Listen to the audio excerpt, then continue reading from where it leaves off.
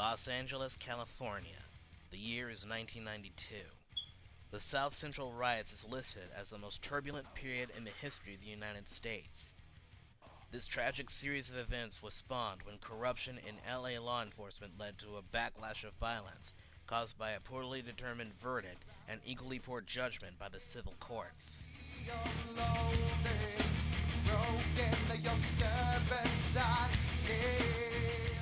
On March 3, 1991, an African American man was attacked. His name was Rodney King. This man was pulled over by LAPD officers after a high-speed chase and was tasered and beaten severely by LAPD officers Stacy Kuhn, Lawrence Powell, Timothy Wind, Theodore Braceno, and Rolando Solano. The footage presented here, taken by George Holliday, shows King being savagely beaten down by Powell, and with 13 officers present. George Holliday took the footage to a LA TV station, KTLA. News reporters at KTLA found the tape shocking and played it on the evening news. Shortly before 1 a.m., Kuhn typed a message into his in-car computer. "You just had a big-time use of force. Tased and beat the suspect of CHP pursuit." Powell also reported the incident on his computer, in a seemingly boastful way that would come to haunt the defense. Powell typed, "I haven't beaten anyone this bad in a long time." The next day, the footage was picked up by CNN and was played everywhere. A poll taken in Los Angeles after the tape had been running showed that 92% of those polled believed that excessive force was used against Rodney King. Those feelings seem to extend even to many within the Los Angeles Police Department itself. The trial of the officers who committed the offense was one-sided, as there were no black jurists among the jury. Despite the videotape, the jury in Simi Valley concluded a year later that the evidence was not sufficient to convict the officers. The final verdict decided for them was not guilty. God help America. God help America. I have witnessed this for 43 years of my life, the injustice. I can't even convey to you. It is so traumatic. I cannot even convey to you the hurt, the shame. Like a fuse lit on a gunpowder keg, the city would soon explode into a torrent of vengeful anarchy. The verdict outraged the entire African American community in South Central, as the anguish and betrayal felt by the community had come to a boiling point. Many people would be gathered in City Hall, protesting the verdict that had been decided. Angry protesters gathered at City Hall, enraged by the verdict allowing the officers responsible to walk free. The tensions between the people of Los Angeles and the LAPD escalated. Tell this jury, no, we will not tolerate the savage beatings of our citizens by a few renegade cops. The jury's verdict will never outlive the images of the savage beatings, seared forever into our minds and our souls. On the first day of the Los Angeles riots, church communities all over the city gathered at their respective churches to discuss the situation. Many were angry and looking for ways to either stop the riots or to be a part of them. Many news crews were attacked by rioters, and many news reporters stated that the universities and colleges looked like they were hit by bombs, so not even the colleges and universities were safe. Some hospitals were burned to the ground, fire trucks were tipped over by rioters. 25% of the patrol cars that were on the streets were engulfed in flames by Molotov cocktails. Large swarms of police officers in full riot gear were overtaken by rioters. All forms of transportation in or around or going out was canceled. Airplanes and buses, trains and vehicles of all forms were not allowed in or out of the city. Buses were canceled, cab drivers were sent home, all forms of trains were not allowed in or out of the city. This incident would mark the first time martial law was ever declared in the United States. Curfews were placed to protect citizens, and no one was allowed to leave or enter. All of Los Angeles was on lockdown. From San Fernando to Sun Valley, the martial law declared by President George H.W. Bush prevented trafficking in and out of LA.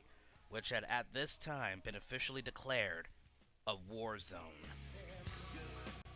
At 19 years of age, Dan and 5 other Guardian Angels Safety Patrol members went on their routine patrol and were assigned to patrol Hollywood. Rumors of small riots breaking out across the city spread as a backlash to the judge's decision on the Rodney King beating. The patrol went into the area to investigate when a homemade bomb went off, injuring the patrolman. Dan was thrust into a car from the explosion, and one of his comrades was burning as the back of his jacket was incinerated to where it melted onto his back, receiving second and third degree burns on various places of his back. Soon after, the situation intensified as a group of people armed with guns, bats, bottles, and knives approached. Outnumbered, the 3 patrolmen able to move, Dan among them, carried their wounded companions to safety while the rioters gave chase. Eventually, the Angels would be rescued after a van driven by one of their own broke through the crowds and drove the injured patrolman to safety. The explosion left Dan suffering from a massive migraine, and the van's movement added to the pain. So they made the pay station by taking many back roads and concluded it was no longer safe to be there, as the pay station was only blocks away from where the bomb went off. While there, one of the members who served in Iraq wished to be overseas again rather than fight against their own people. Eventually, they were taken home, but some were too injured and had to stay at other members' homes. Dan made it to his home with no problem, as it was blocks away from the pay station. Sometime after, he went to the roof, and from that view, he saw all the way to Long Beach that every building from almost 75 miles around was burning. It was hell manifested on Earth. Chaos reigned in the streets. Gunfire could be heard along with screams of victims, and people could be seen looting and flipping cars over. Car crashes could be heard throughout the city. By the end of the first night of the LA riots, Los Angeles was in a state of lawlessness. It was pandemonium. With the impotence of the LAPD, the entire city of Los Angeles was thrown into total anarchy as looting and arson and murder raged out of control. On the third day, President George Bush officially declared the area a war zone and sent in the Marine Corps and other branches of the military. The many convoys of military forces sealed the city off, preventing anyone from entering or leaving. The Marines and National Guard were stationed at city borders, preventing entrance and exits of the city.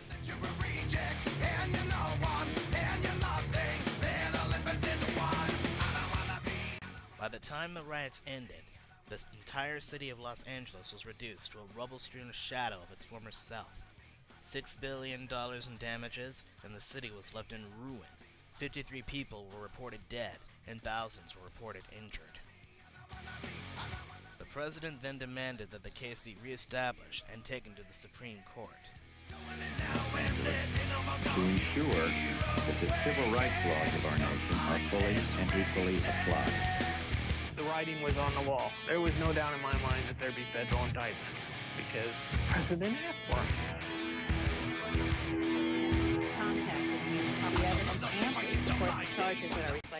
The 4 officers in the beatings of Rodney King now faced federal charges against them.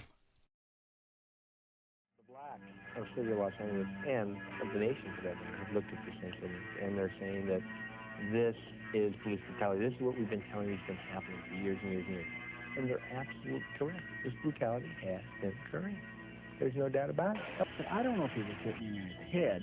I don't know if they were connecting on the neck, where they were. All I know is he was standing over him, spread over from the shoulders up, and he's doing forwards and reverse. Well, he's got to be hitting him somewhere. And I'm thinking, this guy's not moving, and I'm thinking now, Powell has lost it. It's too much force. It's over with. Let's end this.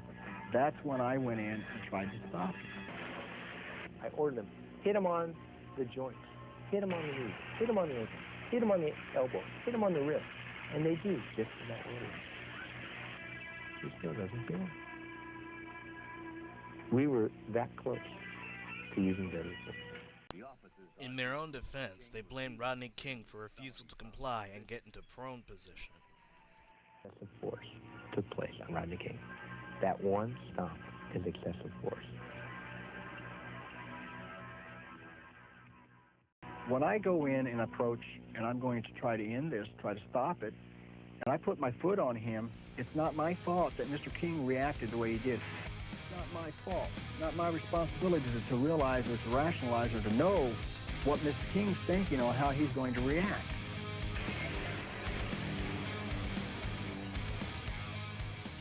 The judge realized that he would be unable to declare all 4 of them guilty due to the previous proceedings, so he made a crucial decision. He declared 2 of them guilty and 2 of them innocent, all while praying that another riot not take place.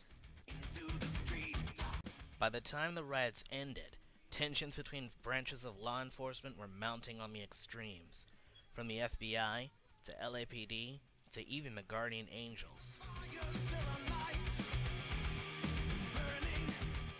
To ensure that the city doesn't relapse into chaos a second time, the Angels called 5,000 members from around the world to patrol the city of Los Angeles.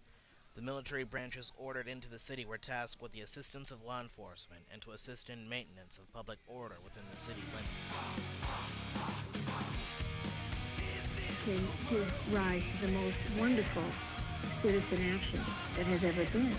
And my personal feeling is that we not rebuild LA, but that we build it better. And so the long and arduous process of rebuilding the city had begun.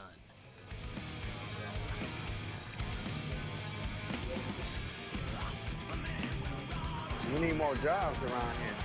There's no jobs at all for us. If we don't take care of our inner city, the inner city is going to take care of us.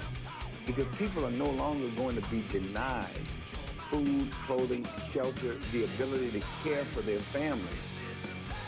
We have pockets throughout the city that I call dens of need.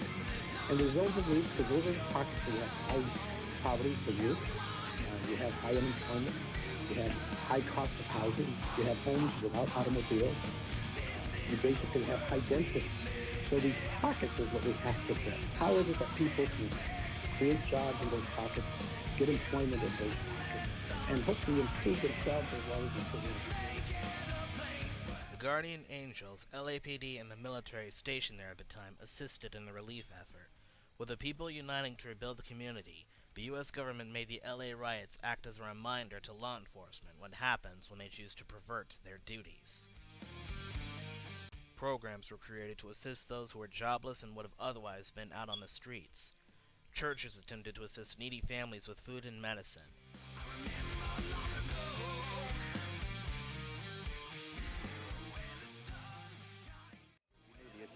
There. We knew the unrest that was sitting in the community, but the rest of the city was not sensitive to it, the nation was not sensitive to it, and a lot of corporate America is not very sensitive.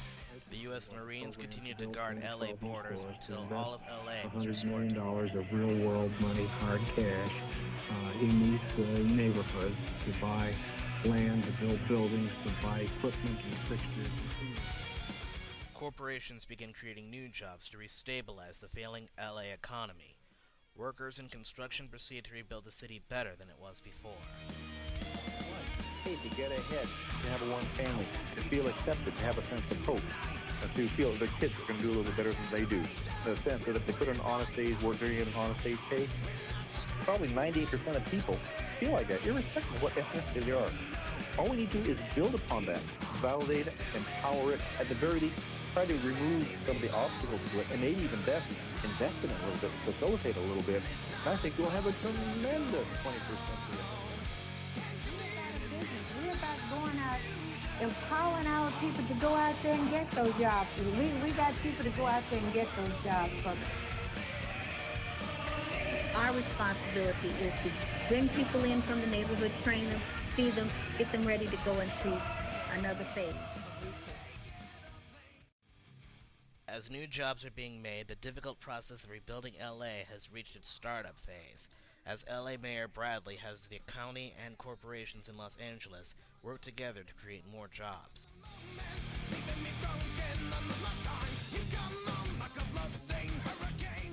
The peace has been restored in South Central, however there is still much work to be done before peace is fully renewed.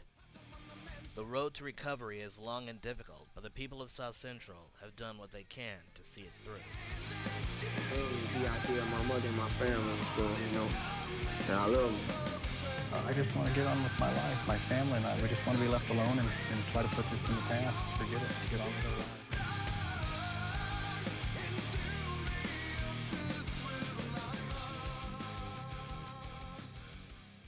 You are enemy. You are my hated enemy. I am enemy. A number one rated enemy. I'm labeled enemy. I am your mortal enemy. My actions enemy. Make me your bitter enemy. All around enemy. Ow, ow. They're tearing up the ground enemy. Ow, ow. They're drawn in by the sound enemy. Enemy. I must eliminate my enemy. Ow, ow. Enemy. Ow, ow. Enemy. Ow, ow. Enemy. Enemy. I must eliminate my enemy. Your people